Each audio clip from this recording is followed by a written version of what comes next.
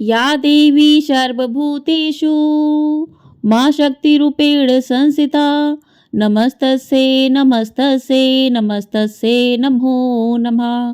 जय माता रानी। दोस्तों, आप सभी को नवरात्रि के 5वें दिन की हार्दिक शुभकामनाएं।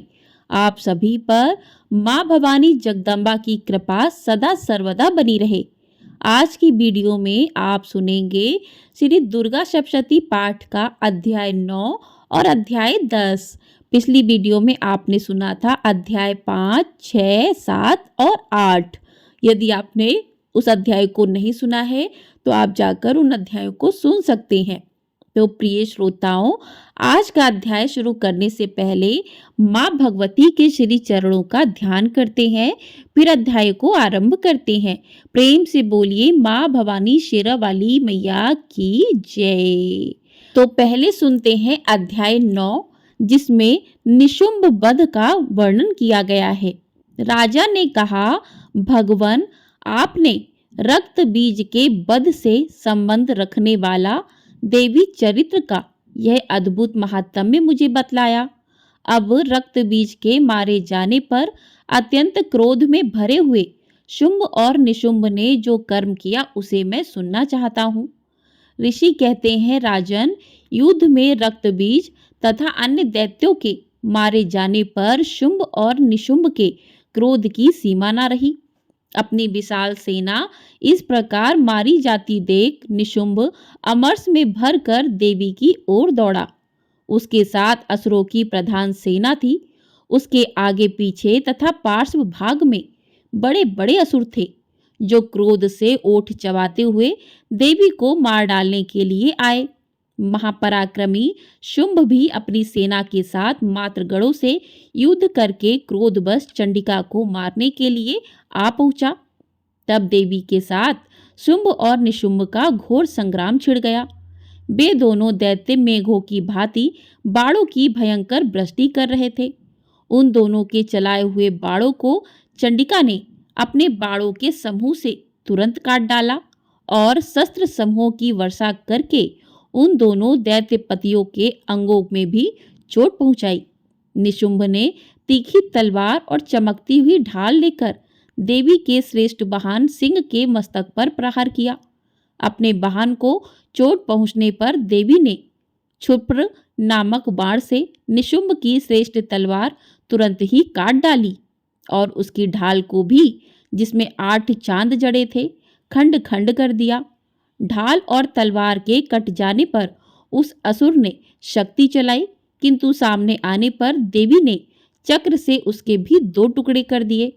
अब तो निशुंभ क्रोध से जल उठा और उस दानव ने देवी को मारने के लिए सूल उठाया, किंतु देवी ने समीप आने पर उसे भी मुक्के से मारकर चूर्ण कर दिया। तब उसने गदा घुमाकर चंडी के ऊपर चलाई, परंतु वह भी देवी के त्रिशूल से कटकर भस्म हो गई। तदंतर दैत्यराज निशुंभ को फरसा हाथ में लेकर आते देख देवी ने बाण समूह से घायल कर धरती पर सुला दिया।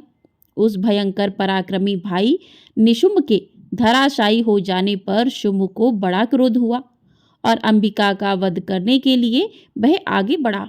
रथ पर बैठे बैठे ही उत्तम आयुधों से सुशोभित अपनी बड़ी बड़ी 8 अनुपम भुजाओं से समूचे आकाश को ढककर वह अद्भुत शोभा पाने लगा। उसे आते देख देवी ने शंख बजाया और धनुष की प्रत्यंचा का भी अत्यंत दुस्सह शब्द किया।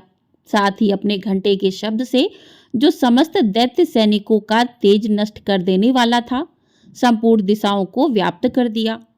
तदंतर सिंह ने भी अपनी दहाड़ से, जिसे सुनकर बड़े बड़े गजराजाओं का भी महान मद दूर हो जाता था, आकाश पृथ्वी और 10 दिशाओं को गुंजा दिया। फिर काली ने आकाश में उछलकर अपने दोनों हाथों से पृथ्वी पर आघात किया। उससे ऐसा भयंकर शब्द हुआ जिससे पहले के सभी शब्द शांत हो गए। तत्पश्चात शिवदूती ने दैत्यों के लिए अमंगलजनक अट्टहास किया।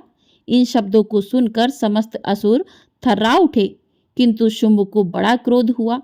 उस समय देवी ने जब शुंभ को लक्ष्य करके कहा, ओ दुरात्मन, खड़ा रहे, खड़ा रहे, तभी आकाश में खड़े हुए देवता बोल उठे, जय हो, जय हो। शुंभ ने वहां आकर ज्वालाओं से युक्त अत्यंत भयानक शक्ति चलाई। अग्निमय पर्वत के समान आती हुई उस शक्ति को देवी ने बड़े भारी लूके से दूर हटा दिया। उस समय शुंभ के सिंहनाद से तीनों लोक गूंज उठे। राजन, उसकी प्रतिध्वनि से वज्रपात के समान भयानक शब्द हुआ, जिससे अन्य सब शब्दों को जीत लिया। शुंभ के चलाए हुए बाणों के देवी ने और देवी के चलाए हुए बाणों के शुंभ ने अपने भयंकर बाणों द्वारा सैकड़ों और हजारों टुकड़े कर दिए। तब क्रोध में भरी हुई चंडिका ने शुंभ को सूल से मारा। उसके आघात से मूर्छित हो वह पृथ्वी पर गिर पड़ा। इतने में ही निशुंभ को चेतना हुई और उसने धनुष हाथ में लेकर बाणों द्वारा देवी काली तथा सिंह को घायल कर डाला। फिर उस दैत्यराज ने 10,000 बाहें बनाकर चक्रों के प्रहार से चंडिका को आच्छादित कर दिया। तब दुर्गम पीड़ा का नाश करने वाली भगवती दुर्गा ने कुपित होकर अपने बाणों से उन चक्रों तथा बाणों को काट गिराया। यह देख निशुंभ दैत्य सेना के साथ चंडिका का वध करने के लिए हाथ में गदा ले बड़े बेग से दौड़ा। उसके आते ही चंडी ने तीखी धार वाली तलवार से उसकी गदा को शीघ्र ही काट डाला। तब उसने शूल हाथ में ले लिया। देवताओं को पीड़ा देने वाले निशुंभ को शूल हाथ में आते देख चंडिका ने बेग से चलाए हुए अपने शूल से उसकी छाती छेद डाली। शूल से विदीर्ण हो जाने पर उसकी छाती से एक दूसरा महाबली एवं महापराक्रमी पुरुष खड़ी रहे कहता हुआ निकला। उस निकलते हुए पुरुष की बात सुनकर देवी ठठाकर हंस पड़ी और खड्ग से उन्होंने उसका मस्तक काट डाला। फिर तो वह पृथ्वी पर गिर पड़ा। तदंतर सिंह अपनी दाढ़ों से असुरों की गर्दन कुचलकर खाने लगा। यह बड़ा भयंकर दृश्य था। उधर काली तथा शिवदूती ने भी अनन्य दैत्यों का भक्षण आरंभ किया। कौमारी की शक्ति से विदीर्ण होकर कितने ही महादैत्य नष्ट हो गए। ब्रह्मा जी के मंत्रपूत जल से निस्तेज होकर कितने ही भाग खड़े हुए। कितने ही दैत्य माशरी के त्रिशूल से छिन्न भिन्न हो धराशायी हो गए। बाराही के थूतन के आघात से कितनों का पृथ्वी पर कचूमर निकल गया। वैष्णवी ने भी अपने चक्र से दानवों के टुकड़े टुकड़े कर डाले। ऐन्द्री के हाथ से छूटे हुए वज्र से भी कितने ही प्राणों से हाथ धो बैठे। कुछ असुर नष्ट हो गए, कुछ उस महायुद्ध से भाग गए तथा कितने ही काली शिवदूती तथा सिंह के ग्रास बन गए। इस प्रकार से श्री मार्कंडेय पुराण में सावर्णिक मनवंतर की कथा के अंतर्गत देवी महात्म्य में निशुंभ वध नामक 9वां अध्याय पूर्ण हुआ। प्रेम से बोलिए मां शेरों वाली मैया की जय। तो इस प्रकार से 9वां अध्याय समाप्त हुआ। अब सुनते हैं अध्याय 10, जिसमें शुंभ के वध का वर्णन किया गया है।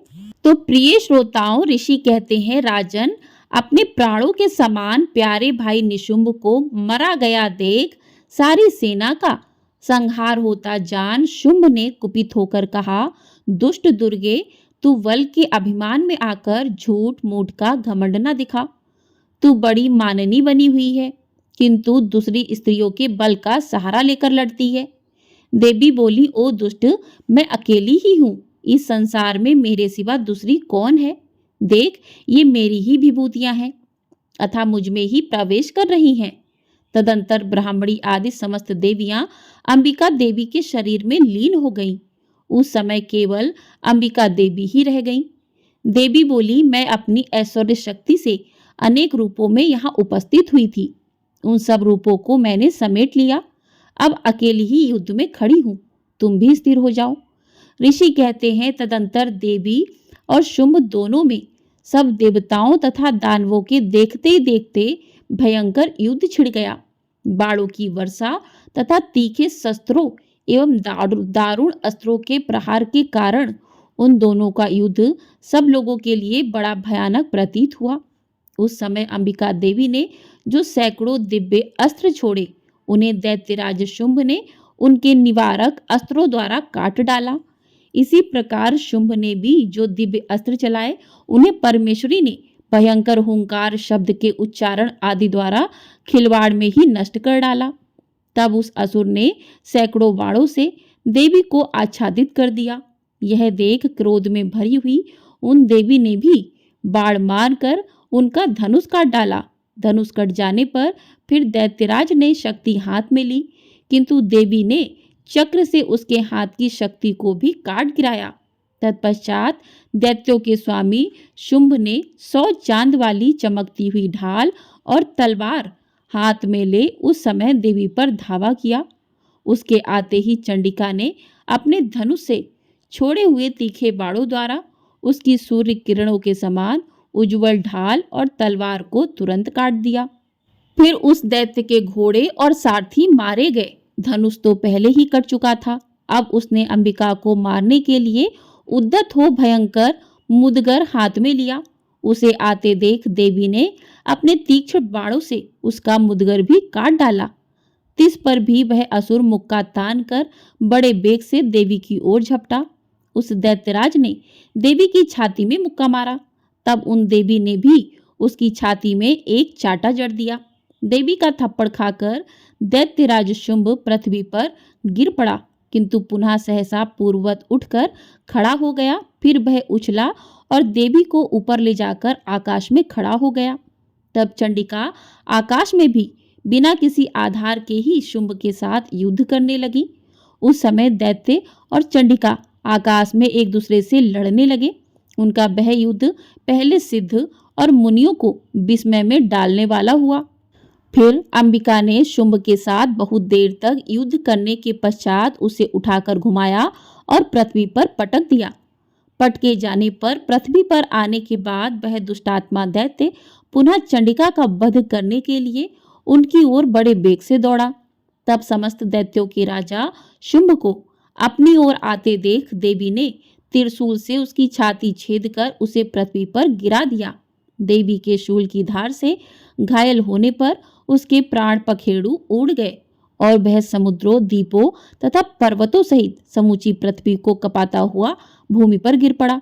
तदंतर उस दुरात्मा के मारे जाने पर संपूर्ण जगत प्रसन्न एवं पूर्ण स्वस्थ हो गया तथा आकाश स्वच्छ दिखाई देने लगा।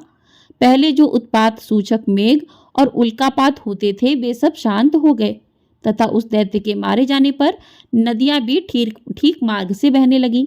उस समय शुंभ की मृत्यु के बाद संपूर्ण देवताओं का हृदय हर्ष से भर गया और गंधर्वगण मधुर गीत गाने लगे और दूसरे गंधर्व बाजे बजाने लगे और अप्सराएं नाचने लगी। पवित्र वायु बहने लगी। सूर्य की प्रभा उत्तम हो गई। अग्निशाला की बुझी आग अपने आप प्रज्वलित हो उठी तथा संपूर्ण दिशाओं के भयंकर शब्द शांत हो गए। इस प्रकार से श्री मार्कंडे पुराण में सावर्णिक मनवंतर की कथा के अंतर्गत देवी महात्म्य में शुंभ वध नामक 10वां अध्याय पूर्ण हुआ। प्रेम से बोलिए माँ भवानी जगदम्बा की जय। प्रेम से बोलिए शेरा वाली मैया की जय। तो इस प्रकार से आज की वीडियो में श्री दुर्गा सप्तशती पाठ का अध्याय 9 और अध्याय 10 पूर्ण हुआ। आपको ये वीडियो पसंद आई हो तो वीडियो को लाइक अवश्य कर दीजिएगा। चैनल पर नए हैं तो चैनल को सब्सक्राइब भी कर लीजिएगा।